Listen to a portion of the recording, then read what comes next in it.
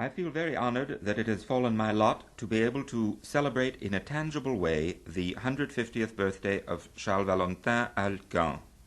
I have been interested in Alkan for many years, have written about him and played his music often in my concerts, but I wanted to do something special to commemorate this anniversary. 1963 also marks the 75th anniversary of Alkan's death. This program is a labor of love. It is my way of repaying, partially at least, a debt of gratitude to the memory of a composer whose music has come to mean a great deal in my life. This is most likely the first broadcast in America ever to be devoted to Alkan. It may very well be the only broadcast in the world marking these anniversaries. The miracle of radio offers me the possibility of reaching far more people than could fill the largest of concert halls, and I do want to reach as many people as I can, to share with them the music of this extraordinary and unjustly neglected composer. Radio also offers me another opportunity that the more formal air of the concert hall does not. I can talk directly to my listeners and help, I hope, prepare them for this music, which is so strange and so different from anything else ever written for the piano. Music is my hobby as well as my profession. I have spent much time during my long concert tours throughout the world in examining, photostating, and buying great quantities of difficult-to-find music. One of the composers I have been avidly collecting for years has been Charles Valentin Alkan, whose works are out of print and are rarer than an honest man. I have long pondered why this remarkable master has been so sadly forgotten. I have also pondered on what I might be able to do to try to change this situation. One day, while I was in Rio de Janeiro as director of the Brazilian Piano Academy, I conceived a multifold project.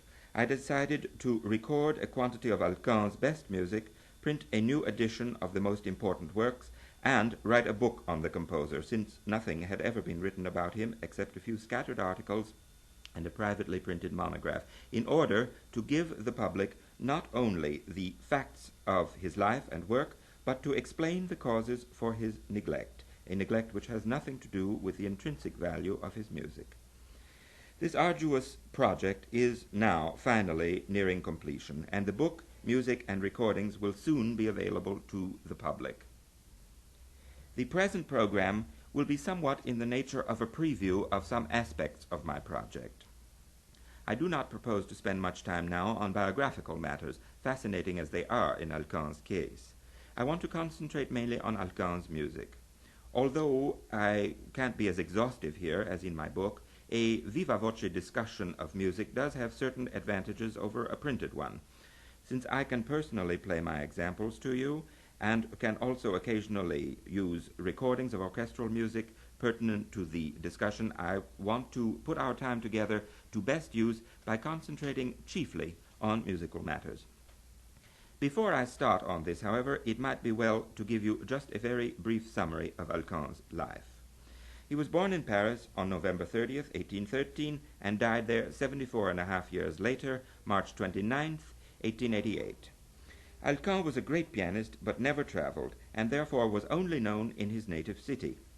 From his 43rd year to his 60th, he never once played in public. During these years of seclusion, he wrote the bulk of his most important music.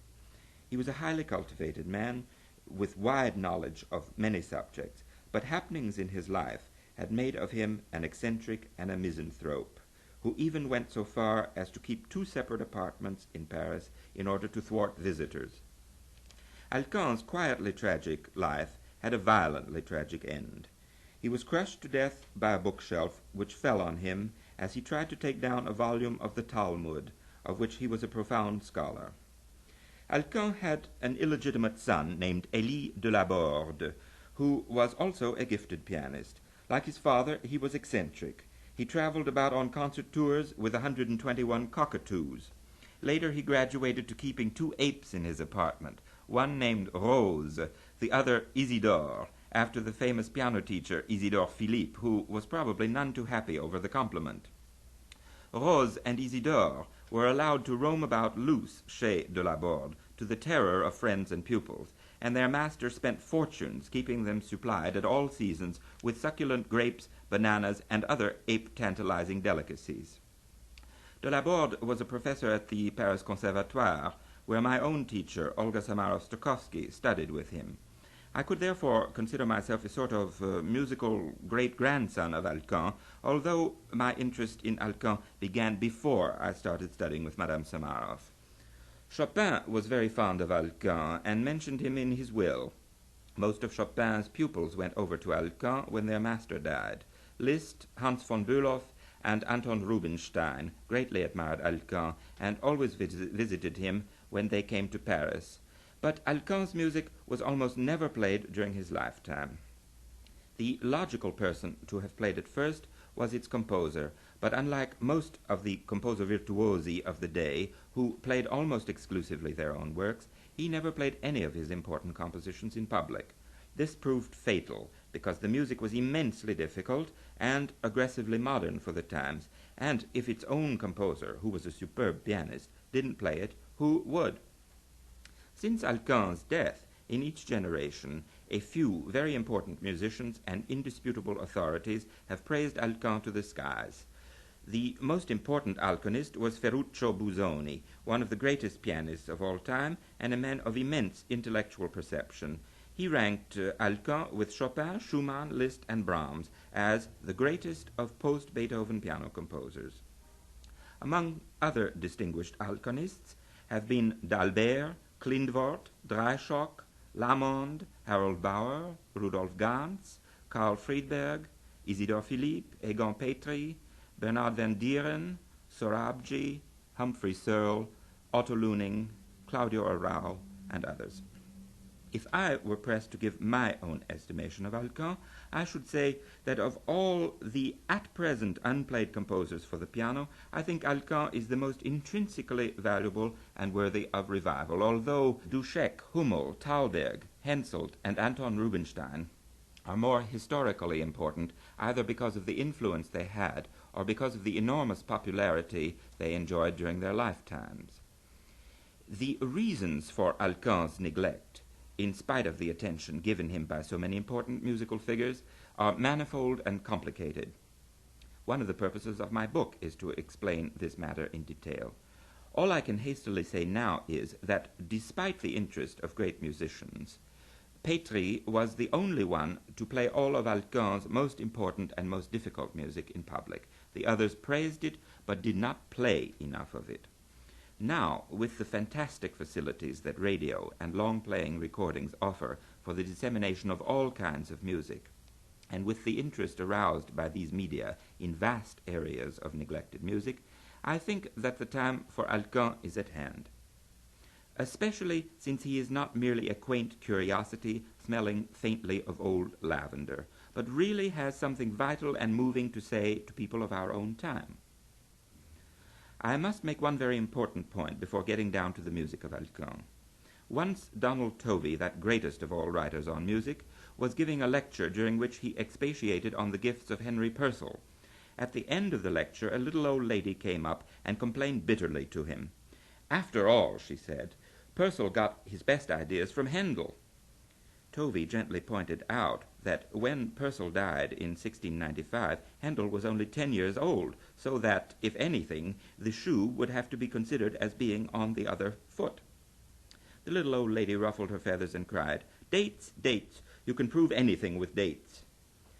Now, it would be unfair to expect all listeners to music to be historians, but some listeners, and musicians too, delight in showing off their erudition when hearing for the first time an unfamiliar piece of either old or new music, by pointing out certain passages resembling other compositions, preferably compositions which have the stamp of approval on them.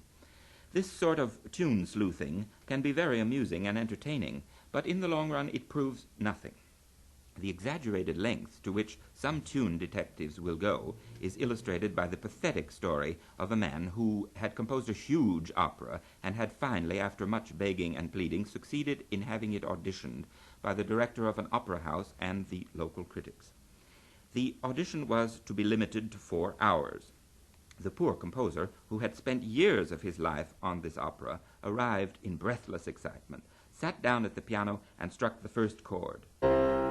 "Meistersinger!" shouted the director and critics, and the audition was ended.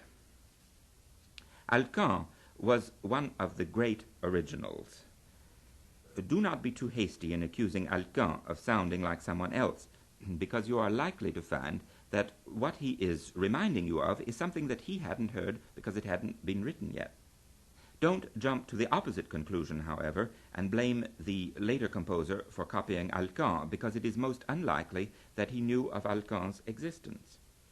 I consider all of the works of Alkan, which I'm going to play for you, to be intrinsically valuable and to transcend certain interesting anticipations which they contain. I shall nevertheless point out some of these anticipations so that you will be spared the necessity of saying, "That sounds like something else." The fact that Alkan can sound at times like Brahms, Bruckner, Mahler, and Strauss is fascinating, but our evaluation of Alkan must be made on the basis of his own worth. When trying to evaluate an unknown artist, it is necessary to examine as much of his work as possible. Simply to hear a composition by a composer is not enough to get a fair idea of his talents.